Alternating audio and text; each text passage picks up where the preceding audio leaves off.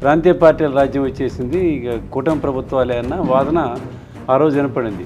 అంటే జాతీయ స్థాయిలో ప్రతి పార్టీలోకి ఇన్వాల్వ్ అయ్యి అవసరమైతే కొనేసి చీలికలు తెచ్చి అయ్యా దీని వెనకాల కాంగ్రెస్ లేదు, మేము రేపు ఫ్లోర్లో ఆయనకి మద్దతు ఇవ్వబోవడం లేదు అని చెప్పేశారు. ప్రజలు ఏం ఆలోచించాలి, ఏం చూడాలి అనేది వాళ్ళే చెప్తున్నారు. ఏ పార్టీ ఏ డైరెక్షన్లో నడవాలో వాళ్ళే చెప్తున్నారు. ఏం తెలాలో కూడా వాళ్ళే చెప్తున్నారు. నమస్తే, తెలుగు వన్ న్యూస్కు స్వాగతం. దేశంలో ప్రాంతీయ పార్టీల మనుగడ ఏ ప్రశ్నార్థకమైందా అనే అంశం వాళ్ళ ప్రధానంగా చర్చనీయాంశమైంది. అంటే భారతీయ జనతా పార్టీ 2014లో కేంద్రంలో అధికారం చేపట్టిన దగ్గర నుంచి ఎన్డీఏ కూటమి పేరుతోటి వివిధ పార్టీలను చేర్చుకోవడం, రాష్ట్రాల్లో ఆ ప్రాంతీయ పార్టీలని మనుగడనే ప్రశ్నార్థకం చేస్తుంది అనేది వినిపిస్తున్నటువంటి వాదన.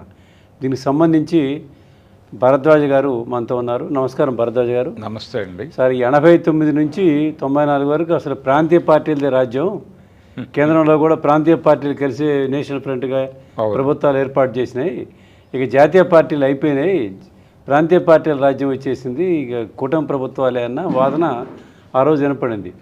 మళ్ళీ దాన్ని పోయేసి జాతీయ పార్టీ ఏది ఒకే దేశం ఒకే పార్టీ అనేటువంటి నినాదంతో వాళ్ళ ప్రాంతీయ పార్టీల మనుగడ ప్రశ్నార్థకం అవుతుంది.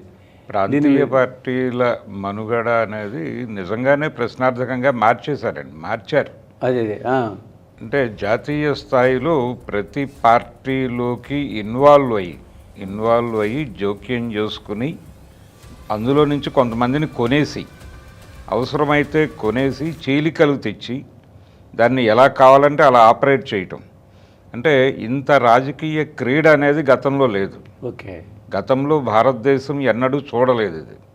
అంటే పక్క పార్టీల మీద విమర్శలు చేసేవాళ్ళు ఎవరైనా కంట్రోల్లోకి వస్తే వాళ్ళని పార్టీలో చేర్చుకునేవాళ్ళు, అంతవరకే ఉండేది. అలా కాకుండా విడిగా లైజానింగ్ చేసి వాళ్ళతో కొంతమందిని నియమించి టాక్స్ జరిపించి ఇలా కొనుగోలు చేయటం అనేది దాదాపుగా లేదు. అయితే దీనికి అంకురార్పణ చేసిన ఘనత కొంతమేరకు ఇందిరాగాంధీ గారికి కూడా దక్కుతుంది. ఆవిడ మనం ఎక్కువ దూరం వెళ్ళక్కర్లేదు. ఆంధ్రప్రదేశ్ చరిత్రలోనే తెలుగుదేశం పార్టీలో ఆవిడ ముసలం పెట్టి నాదెండ్లని కంట్రోల్లోకి తీసుకుని జరిపిన 84 ఆపరేషన్, దాన్ని వీళ్ళు విస్తృత స్థాయిలో చేస్తున్నారు. ఆ రోజున అవసరార్థం ఇక్కడ ఆంధ్రప్రదేశ్ని కంట్రోల్లోకి తీసుకోవాలి, ఎన్టీఆర్ని పక్కకి పంపాలి అనే ప్రోగ్రాంలో భాగంగా చేశారు అది. అయితే ఆవిడకి సగం ఆపరేషన్ జరిగిన తర్వాత ఆవిడకి అర్థమైంది సీన్, ఇది మనం అనుకున్నంత ఈజీ వ్యవహారం కాదు అనేది అర్థం చేయించారు. అర్థమైన తర్వాత ఆవిడ నాదెండ్ల భాస్కర్రావు అని ఒంటరిగా వదిలి తప్పుకుంది సీన్లోంచి. ఒక రకంగా ఎన్టీఆర్కి నాదెండ్ల వెన్నుపోటు అనేది ప్రముఖంగా మాట్లాడతారు, కానీ నాదెండ్లకి ఆ రోజున కాంగ్రెస్ పొడిచిన వెన్నుపోటు గురించి ఎవరూ మాట్లాడరు. ఆయన్ని రంగంలోకి దించి మేముంటాం నువ్వు కదులు అని చెప్పి సడన్గా వైఎస్ రాజశేఖర రెడ్డి ఒకరోజు గవర్నర్ని కలిసి సాయంత్రం పూట వెళ్ళి అయ్యా దీని వెనకాల కాంగ్రెస్ లేదు, మేము రేపు ఫ్లోర్లో ఆయనకి మద్దతు ఇవ్వబోవడం లేదు అని చెప్పేశాడు. పిసిసి ప్రెసిడెంట్ అయినప్పుడు. అసలు వెన్నుపోటు కాంగ్రెస్.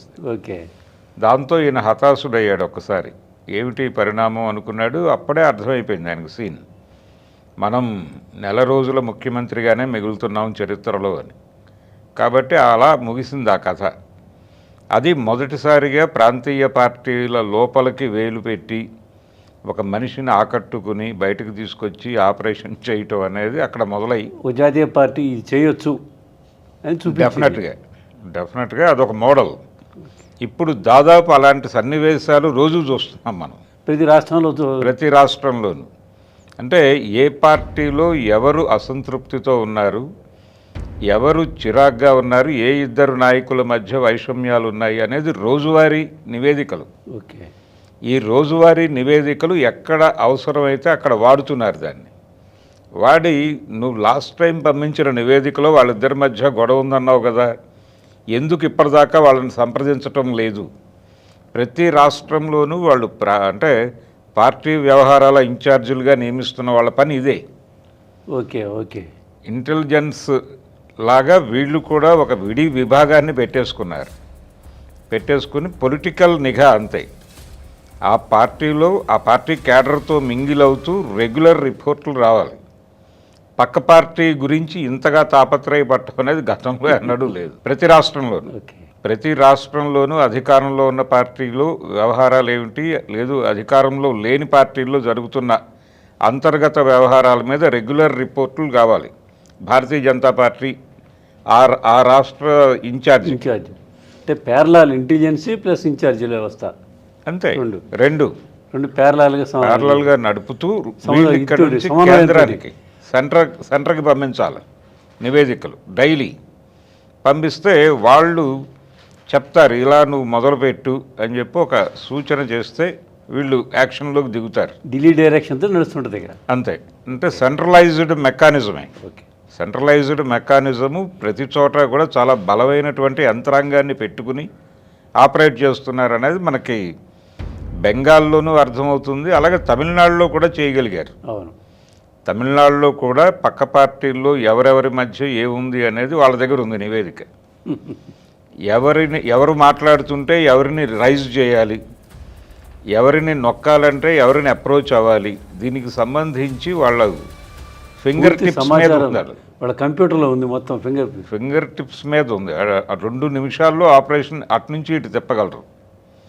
అందుకే మనకి తమిళనాడులో ఆయనకి పళనిస్వామికి అర్థం కాలేదు ఎటు నుంచి ఎటు పెడుతోంది. పైగా మీడియాని కంట్రోల్లోకి తీసుకుని ప్రజలు ఈ విషయం మీద ఎలా ఆలోచించాలో కూడా వాళ్ళే చెప్తున్నారు. ఇది గతంలో ఎన్నడూ అభిప్రాయాన్ని కూడా వాళ్ళే ఇన్ఫ్లుయెన్స్ చేసేటువంటి అంతే. ఇన్ఫ్లుయెన్స్ చేయటమే. ఇప్పుడు రకరకాల ప్రయోగాలు మనం చూసాం. విజయ్కి ఒక 2 సర్వేలు అనుకూలంగా చెప్పాయి ఎగ్జిట్ పోల్స్లో. చెప్పగానే ఇమ్మీడియట్గా బీజేపీ కంట్రోల్లో ఉన్న మీడియా మొత్తం ఇమ్మీడియట్గా విజయ్కి అడ్వైజ్ చేయటం మొదలుపెట్టింది వాళ్ళ డిబేట్స్లో. ఓకే. స్ట్రైట్గా ఎవరైతే ఆ డిబేట్స్ కండక్ట్ చేస్తారో వారే ఆ హోస్టే స్ట్రైట్గా విజయ్ ముందు ఇంకో ఆప్షన్ లేదు, అతను ఢిల్లీ నుంచి వచ్చిన పిలుపును మన్నించి వెడితే అతనే ముఖ్యమంత్రి అని మాట్లాడేశారు. అప్పటికి డిఎంకేకి ఎక్కువ సీట్లు వస్తాయని ఎక్కువ సర్వేలు చెప్పాయి. ఓకే. 2 మాత్రమే విజయ్ గురించి మాట్లాడాయి. ఆ 2 సర్వేలని పట్టుకుని విజయ్ని ముఖ్యమంత్రిని చేసేస్తారు ఢిల్లీ వెడితే, ఢిల్లీ వెళ్ళటమే ఆలస్యం అన్న పద్ధతిలో డిబేట్లు నడిపారు వాళ్ళు. అది చూస్తే అర్థమైపోతుంది.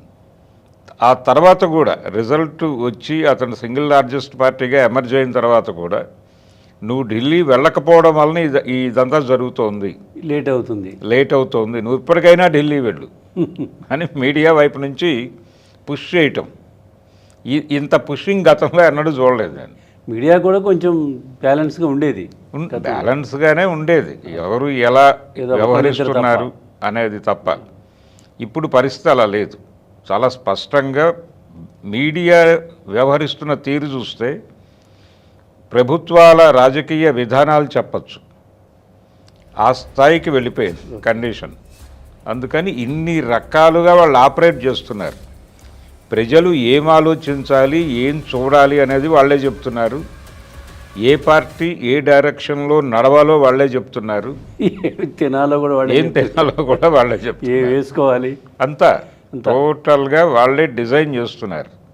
ఇంత కంట్రోలింగు, ఇంత అంటే ఒక రకంగా మొనాపలి అనొచ్చు దీన్ని. ఆ లెవెల్కి తీసుకెళ్ళిపోయిన పరిస్థితి గతంలో ఎన్నడూ లేదు. అందుకని ఇప్పుడు ప్రాంతీయ పార్టీల ఉనికి వాళ్ళ అవసరార్థం ఉంటున్నాయి అంతే. వాళ్ళకు అవసరం ఉంటే ఆ ప్రాంతీయ పార్టీని ఉంచుతారు, లేదంటే కనుక దాన్ని ఏదో పద్ధతిలో ఎలిమినేట్ చేస్తున్నారు, క్రీడల నుంచి తప్పించేస్తున్నారు. చాలా స్పష్టంగా వాళ్ళకి అనుకూలంగా కొత్త పార్టీలను పుట్టిస్తున్నారు. కొత్త పార్టీలను పుట్టించటం అనేది ఆ క్రియ ఈ మధ్య మొదలైంది అవసరార్థం. అంటే పబ్లిక్లో ఒక ఒపీనియన్ ఉన్నప్పుడు ఆ ఒపీనియన్ని బద్దలు కొట్టాలంటే అలాంటి ఇమేజ్ ఉన్న కొంతమంది వ్యక్తులతో ఒక ప్రాంతీయ పార్టీని వీళ్ళు ఫ్లోట్ చేస్తారు. చేసి అక్కడున్న ఓట్ బ్యాంకుని బద్దలు కొడతారు. సో దానిలో భాగమైన తెలంగాణలో కొత్త పార్టీ వస్తేనే అంతే వాదన, అంతే అదే ప్రోగ్రామ్. అంటే నేటివ్ తెలంగాణ తమని కాదన్న ప్రాంతీయ పార్టీ ఏది మనుగడ సాధించడానికి లేదు. వీలు లేదు. ఉంటే తమ దొడ్లే ఉండాలి, లేకపోతే ఫీల్డ్లో అవతల ఉండాల్సిందే, గ్రౌండ్ అవతల ఉండాల్సిందే. అంటే ఒక ప్లే గ్రౌండ్ ఉండడానికి లేదు. లేదు లేదు అంటే పొలిటికల్ కగార్ ఆడుతున్నారు వాళ్ళు. ఓహో, కగార్ అంటే అంతిమ యుద్ధము అని చెప్పారు ఆ రోజున. అదేదో కేవలం నక్సలైట్ల గొడవ అనుకున్నారు కానీ వాళ్ళ ముందు పెట్టిన ఆప్షనే ఇప్పుడు దాదాపుగా ప్రతి రాజకీయ పార్టీ ముందు పెట్టేశారు. లొంగుబాట ఎలిమినేషన్ ఏదో తేల్చుకోండి. ఎలిమినేట్ అవుతారా, సరెండర్ అయిపోయి మా కాంపౌండ్లో ఉంటారా? మా కాంపౌండ్లో ఉండకపోయినా పర్వాలేదు, కానీ మీరు మా కంట్రోల్లో ఉండాలి. మాకు వ్యతిరేకంగా ఉండడానికి వీల్లేదు. ఆ మేరకు మీ ప్రోగ్రామ్ని డిజైన్ చేసుకోండి అని చెప్పేశారు. ఇప్పుడు జగన్మోహన్ రెడ్డి క్రైసిస్ అదే ఏపీలో. ఓకే, ఆయన దానిలో ఉండలేడు. ఉంటే ఇల్లరికపు అల్లుడి కంటే హీనమైన బతుకు అనేది ఆయనకు అర్థమైపోయింది. ఓకే, అందుకని అక్కడి నుంచి బయటపడాలి. బయట పడితే పరిస్థితి ఏంటనేది గందరగోళం, అదొక భయం. యువతల నుంచి తనకు బలమైన సపోర్టు దొరుకుతుందా లేదా అనేది ఒక భయం. ఇన్ని భయాల మధ్య ఆయన ఒకరోజు ఒకలా, ఇంకో రోజు ఇంకోలా మాట్లాడుతున్నాడు. ఒక స్థిరమైన ఖచ్చితమైన రాజకీయ అభిప్రాయం చెప్పలేని పరిస్థితుల్లో చంద్రముఖి పాత్ర వేస్తున్నాడు ఆయన. తప్పట్లేదు. నిన్న అలా మాట్లాడారు కదండి అంటే నవ్వి ఊరుకుంటున్నాడు తప్ప దానికి సమాధానం చెప్పే పరిస్థితుల్లో లేదు. పాపం ఏం లేదు, ఆయన చెప్పడానికి కూడా ఏం లేదు. అంటే తన్ని తాను పూర్తిగా రోడ్డు మీద ఆవిష్కరించుకోవడానికి సిద్ధమైతే వేరే గొడవ. అంత కమిటెడ్గాను ఉండట్లేదు ఎవరు. ఏమో చూద్దాం, రేపో ఎల్లుండో ట్రాక్స్కి వస్తారేమో, అప్పుడు మాట్లాడుకుందాం అనే మూడ్లో ఉన్నారు. ప్రతి ఒక్కళ్ళకి ఢిల్లీ లెవెల్లో ఏజెంట్లు ఉన్నారు. ఇప్పుడు అదే ప్రాంతీయ పార్టీలు మనం చూస్తుంటే తమిళనాడులో అయిపోయింది, ఏఐడిఎంకే దాదాపుగా ఇచ్చేసి ఇప్పుడు ఆయన కొత్త పార్టీ పెడుతున్నాడుగా, అన్నామలై పార్టీ పెట్టాడు కొత్త పార్టీ. అది ఫ్లోటెడ్, అది వీళ్ళు క్రియేట్ చేసింది. వాళ్ళ విధానాలను వ్యతిరేకించి పార్టీ పెట్టేవాడు వాళ్ళ దగ్గరికి వెళ్ళి రాజీనామా పత్రాలు ఇచ్చి వాళ్ళకి నమస్కారాలు పెట్టి, అంటే దానికి ఒక రీజన్ చెప్పాడు ఆయన అన్నామలై. తమిళనాడు ఆత్మగౌరవాన్ని నిలబెట్టడం కోసం ఎవరినో వ్యతిరేకించి ఏదో చేశాడు అనేది కాదు, రాజకీయ అభిప్రాయం స్పష్టంగా చెప్పి ఆత్మగౌరవంతో రాజీనామా చేసి వచ్చి నేను పార్టీ పెడుతున్నాను అని చెప్పాడు. దాన్ని తమిళుల ఆత్మగౌరవంగా మార్చాడు. దాన్ని వెళ్ళి సబ్మిసివ్గా 5 రోజులు అక్కడ కూర్చుని రాజీనామా చేసి రావడం గురించి వాళ్ళ స్కీమింగ్ విని వచ్చాడు ఈయన. ఇమ్మీడియట్గా ఈయన ఇంకా చెన్నైలో లాంచ్ కావడానికి ముందే మీడియాలో దీనికి సంబంధించి ప్రజలకు ఏం చెప్పాలో వాళ్ళు చెప్పేశారు, ఏం కమ్యూనికేట్ అవ్వాలో. అంటే రజనీకాంత్ గారి వైఫ్ ఒక సేవా సంస్థని ప్రారంభిస్తున్నారు అని వెంటనే బ్రేకింగ్ న్యూస్ మొదలైపోయింది. ఇతను ఇంకా విమానం ఎక్కలేదు అక్కడ ఢిల్లీలో. ఎక్కకముందే మీడియాలో రజనీకాంత్ వైఫ్ గారి ఫోటోలు, ఆవిడ లత గారు ఏదో పెట్టేస్తున్నారు, అది పొలిటికల్ పార్టీ అవుతుందా కాదా అని డిస్కషన్స్ తమిళనాడు ఛానల్స్లో. ఇదేమిటి అని వాళ్ళు ఆలోచించుకునే లోపు సాయంత్రం ఈయన ప్రెస్ మీట్ చెన్నైలో. అంతే, ఆయనకి కూడా ఫ్లైట్లో ఉండగా తెలిసి ఉంటుంది బహుశా, మీడియాలో మొదలైపోయింది. దేశంలో రాజకీయ పార్టీలు, ప్రాంతీయ పార్టీలు, ఏ పార్టీలు ఏం చేయాలి ఏంటి అనేది టోటల్ వ్యవస్థ అన్నింటి అన్నట్టు, ఏం తినాలి, ఏం బట్టలు వేసుకోవాలి, ఏం మాట్లాడాలి, అంతా డిజైనింగ్ అంతా అంతే. ఢిల్లీ ఎవరు ఏ రోజు ఏం మాట్లాడాలి దాకా వాళ్ళే డిసైడ్ చేసేటువంటి పరిస్థితికి తీసుకెళ్ళిపోయారు. ఎక్కడ ఎవరు దేశంలో ప్రాంతీయ పార్టీల మనుగడ చాలా కష్టం. అయితే అవసరం ఉంది, ప్రజలు కోరుకుంటున్నారు. అవును, ప్రజల నుంచి ఒక సీరియస్ ఇదైతే ఉంది, డిమాండ్ ఉంది. కానీ దాన్ని తట్టుకొని నిలబడగలిగేటువంటి అంటే వీళ్ళు ఢిల్లీని తట్టుకోగలరా, ఆ కెపాసిటీ ఉందా, కేంద్రం మిథ్య అనగలిగిన నాయకుడిని మళ్ళీ చూడగలమా అనే పరిస్థితి ఇప్పుడు. అంటే ఎన్టీఆర్ ఎవరో అడిగారు ఒకసారి, మీరు చాలా పథకాలు ఇవన్నీ ప్రకటించేస్తున్నారు, మరి కేంద్రం నుంచి అనుమతులు ఉన్నాయా అని అడిగారు ఒక ప్రెస్ మీట్లో. అడిగితే కేంద్రం మిథ్య బ్రదర్ అన్నాడు ఆయన చాలా క్యాజువల్గా. నేను ప్రజలకు ఏం చేయదలుచుకున్నానో అది చేస్తాను, ఒకవేళ వాళ్ళు ఏదన్నా అభ్యంతరం చెప్తే అప్పుడు వెళ్ళి మాట్లాడతాను, అంతే తప్ప మాట్లాడి చేయటం అనేది కాదు ప్రోగ్రాం. వాళ్ళ పర్మిషన్ నాకు అక్కర్లేదు, నా రాష్ట్రం, నా ప్రజలు, నేను అంతే. అలా మాట్లాడగలిగిన నాయకుడు ఎవడైనా భవిష్యత్తులో దొరుకుతాడా అనేది ఇప్పుడు కలగా మారింది. అందుకని అది మనకైతే ఊహగానే కనిపిస్తుంది. ఊహే, ఇప్పుడు ఎవరికి ఆ పరిస్థితి కనిపించడం లేదు ఏ రాష్ట్రంలోనూ. ఏ పార్టీ కూడా ఇంత తురుము అని చెప్పేసి ఎవరు కూడా నిలబడేటువంటి పరిస్థితి ఎవరికీ లేదు ఎక్కడ. అంటే తృణమూల్ కాంగ్రెస్కి ఆ పరిస్థితి ఉండేది, కానీ వాళ్ళు కూడా ఒక రకమైనటువంటి అంటే చివరి తరంలో కొంత అధికార దుర్వినియోగం అనేది స్వయంకృత అపరాధం, అహంకారమే. అహంకారంతో వాళ్ళు చేసినటువంటి విన్యాసాలు చాలా ఇబ్బందికరంగా మారాయి. ఇవాళ చూస్తున్నామండి. ఇప్పుడు ఆ రాష్ట్రంలో మాజీ మంత్రుల్ని, మాజీ ఎమ్మెల్యేలని, నాయకుల్ని ప్రజలు ఇళ్ల మీద పడి కొడుతున్నారు. అవును, కోడిగుడ్లు వేస్తున్నారు మొక్కల మీద. ఇది కొత్త విచిత్రమైనటువంటి వాతావరణం మనం చూస్తున్నాం అక్కడ. అవును, మరి అంటే తృణమూలు మీద ప్రజల్లో అంత వ్యతిరేకత అవును వచ్చింది. ఆ వ్యతిరేకత అనేది ప్రతి చోట వ్యక్తీకరణ జరుగుతుంది. అంటే అదొక మోడల్గా మారుతోంది. ప్రజలలో ఒక బలమైన ఆకాంక్ష ఉంది. యాంటీ ఎన్డీఏ స్టాండ్తో ఎవరైనా కనీసం నిలబడి మాట్లాడతారా, కేంద్రం నుంచి రాష్ట్రాలకి రావాల్సినటువంటి నిధులు, నియామకాలు ఏదైనా కావచ్చు, జలవనరులలో కూడా వాళ్ళు చేస్తున్నటువంటి మ్యానిపులేషన్స్ గురించి ఎవరైనా బలంగా మాట్లాడే నాయకుడు ఒకడు ఉంటాడా అని ప్రతి ప్రాంతంలోనూ ఉంది, చూస్తున్నారు. ఏ ప్రాంతంలోనూ ఏ ప్రాంతీయ పార్టీ కానీ ఆ ప్రాంతంలో ఉన్న జాతీయ పార్టీ నాయకులు కానీ ఎవరూ మాట్లాడట్లేదు. నెమ్మదిగా ఈ బెంగాల్ మోడల్ అనేది ఎమర్జ్ అయిపోతే రోడ్ల మీద దాడులు జరిగే ప్రమాదం అయితే ఉంది. మాటలు చెప్పి నడిపితే కుదరదు. రెండోది, ప్రెస్ మీట్లు పెట్టేసి ఏదో చేతులు కడుక్కునే ప్రయత్నం చేస్తున్నారు చాలా చోట్ల. అది కూడా నడవదు, ఇక అయిపోయింది. అంటే జగన్మోహన్ రెడ్డి గారు చేస్తున్నాడు ఆ పని. నేను ప్రజలతో టచ్లోనే ఉన్నాను అని చెప్పుకోవడానికి ఆయన నెలలో 2 సార్లు లేకపోతే నెలకు ఒకసారి ఒక ప్రెస్ మీట్ పెట్టేసి చేతులు కడుక్కునే ప్రయత్నం చేస్తున్నాడు. ఆయన్ని చూస్తే 2 రకాలుగా చూశారుగా. ఆయన్ని 2014 నుంచి చూస్తున్నారు. ఆయన్ని 14 నుంచి జైత్రయాత్రలు మొదలుపెట్టాడు. 19లో అధికారంలోకి వచ్చాడు. సరే, మీడియాని కానీ ప్రజల్ని కానీ ఎవరిని కానీ కలవకుండా కోటరీలో కూర్చున్నాడు, దాంట్లో అంతఃపురంలో కూర్చున్నాడు. ఇప్పుడు మళ్ళీ రోడ్డు మీదకి వస్తే ప్రజలు నమ్మే పరిస్థితి లేదు కదా. ప్రజల్లోకి వచ్చి ఆయన ముందు సంజాయిషీలు చెప్పుకోవాల్సిన విషయాలు చాలా ఉన్నాయి. అది తర్వాత ఇంకొక అంశం మనం మాట్లాడదాము. అంటే ప్రాంతీయ పార్టీలు మనుగడే మనం ఇవాళ ప్రాంతీయ పార్టీలు అనేది ప్రస్తుతానికైతే హోప్ లేదు. ప్రాంతీయ పార్టీలు ఇప్పుడు చాలా రాష్ట్రాల్లో జాతీయ పార్టీ అనేటువంటి కాంగ్రెస్ పోయింది. అసలు ప్రాంతీయ పార్టీల ఆవిర్భావానికి కారణం ఏమిటి? జాతీయ పార్టీలు వాళ్ళ జాతీయ ఎజెండాలో భాగంగా ఏ రాష్ట్రంలో ఓట్లు దెబ్బతింటాయి అనుకుంటే ఈ దెబ్బ తినకుండా ఈ సెంటిమెంట్ నిలబెట్టడానికి ఇంకొక రాష్ట్రంలో అన్యాయం చేయడానికి కూడా సిద్ధపడేవాళ్ళు. అవును, వాళ్ళ ఎన్నికల ప్రయోజనాలు జాతీయ స్థాయిలో అధికారం క్యాప్చర్ చేసుకోవటానికి వాళ్ళ వ్యూహాల్లో భాగంగా ప్రజల ఆకాంక్షల్ని ఒక చోట కంట్రోల్ చేసేవాళ్ళు, ఇంకో చోట రైజ్ చేసేవాళ్ళు.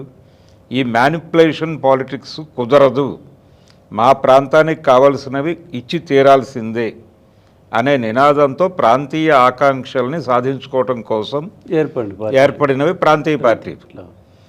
ఇందుకోసమే ఎన్టీ రామారావు గారు ఆ రోజున చెప్పింది, నేషనల్ ఫ్రంట్ అనే పెట్టడానికి ముందు ఆయన చెప్పింది ఏంటంటే, జాతీయ పార్టీలను నమ్ముకుంటే జీవితాలు బాగుపడవు, కాబట్టి ప్రాంతీయ పార్టీల కూటమిని అధికారంలోకి తీసుకురాగలిగితే అది మాత్రమే ప్రాంతాల ఆకాంక్షల్ని ప్రతిఫలిస్తుంది, పట్టించుకుంటుంది కనీసం. అందుకని నేషనల్ ఫ్రంట్ అని పెడుతున్నాను. యాంటీ కాంగ్రెస్ అంటే కాంగ్రెసేతర రాష్ట్రాల ముఖ్యమంత్రుల సమావేశం అని పెట్టాడు ఆయన విజయవాడలో. పెట్టి కాశ్మీర్ నుంచి మొదలుపెట్టి తమిళనాడు వరకు అందరు ముఖ్యమంత్రులని తీసుకొచ్చి తీసుకొచ్చి కూర్చోబెట్టి జాతీయ పార్టీల రెండిటికి ప్యారలల్గా మనం ఒక వ్యవస్థ నిర్మించాలి అని మాట్లాడితే మధ్యాహ్నానికి ఎంజీఆర్కి సీన్ అర్థమైంది. ఇదేదో వేరే షేప్ తీసుకుంటోంది. ఆయన అప్పటికి కాంగ్రెస్తో లాలూచీలో ఉన్నాడు. అందుకని మధ్యాహ్నం లంచ్ అవర్ తర్వాత ఆయన జంపు. రామకృష్ణ హెగ్డే ఇలాంటి వాళ్ళు నిలబడ్డారు సాయంత్రం వరకు. కాంగ్రెస్ మొదటి నుంచి వ్యతిరేకంగా ఉన్నారు కాబట్టి వాళ్ళు. అంతే, ఎంజీఆర్కి మధ్యాహ్నానికి అర్థమైపోయింది. ఇది మనం అనుకున్నట్టు నడుస్తున్న సినిమా కాదు, ఇది ఇతను ప్రమాదకర. అక్కడి నుంచి ఎన్టీఆర్తో చాలా పద్ధతిగా వ్యవహరించేవాడు ఆయన. ఓకే. ఎంతవరకు అంటే అంతవరకే. వాళ్ళకు ఉన్నటువంటి 46 నుంచి ఉన్న స్నేహం ఆయన రాజకీయాల్లోకి వచ్చాక కంట్రోల్ అయిపోయాడు. అంత పద్ధతిగా ఆయన్ని ఇందిరాగాంధీ గారు గిరులు గీశారు. ఓకే. అది మొదలైంది. అంటే ఇందిరాగాంధీ గారే మొదలుపెట్టారు ఒక రకంగా.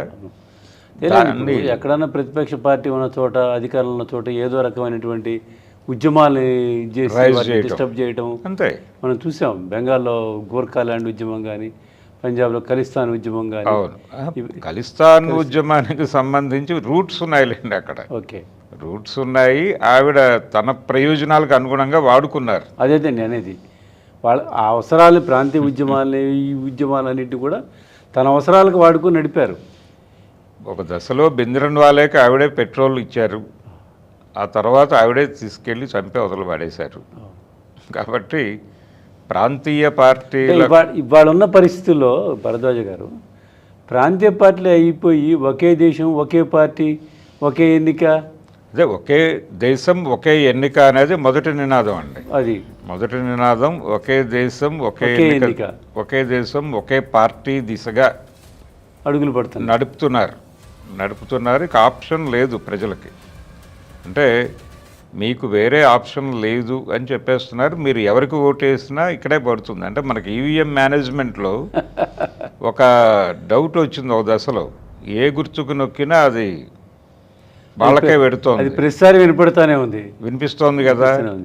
మీరు ఇప్పుడు ఏ పార్టీకి వేసినా అది ఆ పార్టీకే పడుతుంది, కానీ ఆ పార్టీ మా కాంపౌండ్లో ఉంటుంది. అదే జరుగుతుందిగా. అదే పరిస్థితి. అవును. కాబట్టి ఇప్పుడు రిగ్గింగ్ కూడా అక్కర్లేదు. మీరు ఎవరినైనా ఎన్నుకోండి, వాళ్ళని మేము ఆపరేట్ చేస్తాం. ఇది ప్రోగ్రాం. ఎన్నుకునేదో మమ్మల్ని ఎన్నుకోండి. మమ్మల్ని ఎన్నుకుంటే ఓకే. మమ్మల్ని వ్యతిరేకించి మీరు ఎవరిని ఎన్నుకున్నా వాళ్ళు మా దొడ్లో వచ్చి కూర్చోవాలి. వాళ్ళని కంట్రోల్ చేయగలిగిన కెపాసిటీ మాకుంది. దీన్ని అర్థం చేసుకుని మీరు స్ట్రైట్గా మమ్మల్నే ఎన్నుకోండి. మధ్యలో ఎవరినో ఎన్నుకుని మళ్ళీ మీరు ఏదో తప్పు చేసినట్టు, మేమేదో మళ్ళీ మాకొక యాక్టివిటీ, ఇన్ని అవసరమా, ఇన్ని మెరికలు, ఇన్ని తిప్పులు, ఇన్ని ట్విస్టులు అక్కర్లేదు. స్ట్రైట్ అవే మీరు కమలాన్ని ఎన్నుకోండి అని చెప్తున్నారు వాళ్ళు. దేశంలో ఇవాళ ఉన్న రాజకీయ పరిస్థితిలో ఒకే దేశం ఒకే ఎన్నికైన నినాదం అది ఒకే పార్టీ వైపు పయనిస్తుంది. ప్రాంతీయ పార్టీల మనుగడ ప్రమాదకరంలో పడిందని చెప్పడంలో ఎటువంటి సందేహం ఉండటం లేదు. నమస్తే.